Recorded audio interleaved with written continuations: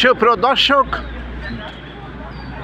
যশোর থেকে ঢাকার উদ্দেশ্যে রওনা হওয়ার মধ্যবর্তী সময়ে আমরা এখন নড়াইল ভাঙ্গার মধ্যবর্তী স্থান শ্যাম্পান রেস্টুরেন্টের সামনে অবস্থান করছি।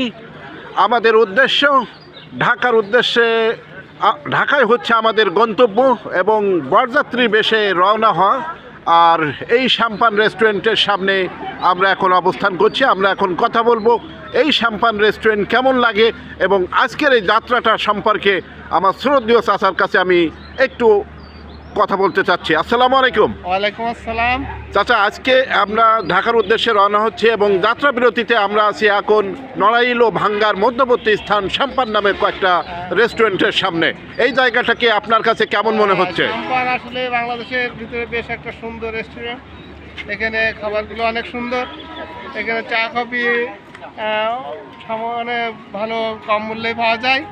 আচ্ছা। এবং এখানে মানে বেশ সেদের টয়লেট বা ওয়াশরুমগুলো অনেক ভালো।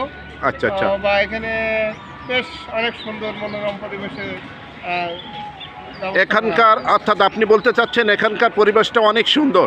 এখানকার পরিবেশ সুন্দর, যে কারণে দূরবর্তী স্থান থেকে যারা ঢাকা থেকে বেনাপোল অর্থাৎ ইন্ডিয়া এবং পার্শ্ববর্তী জেলাগুলোতে যাতায়াত করে তারা এখানে যাত্রা বিরতি নেয় এবং এই শ্যাম্পান নামক রেস্টুরেন্টে তাদের নাস্তা বা মধ্যাহ্ন ভোজ যেটাই বলেন সেটা এখান থেকে সম্পূর্ণ করে।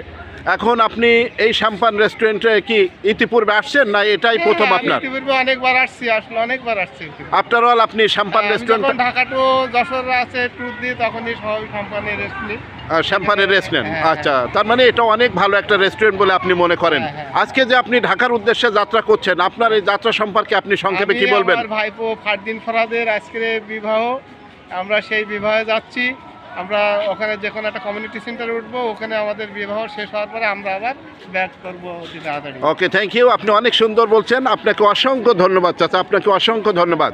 যা হোক, এতক্ষণ আমরা কথা বললাম শ্যাম্পান রেস্টুরেন্টে যার আছে অভিজ্ঞতা এবং কয়েকবার তিনি আসছেন এবং আমরা একটু দেখাবো সংক্ষেপে শ্যাম্পান রেস্টুরেন্টটি।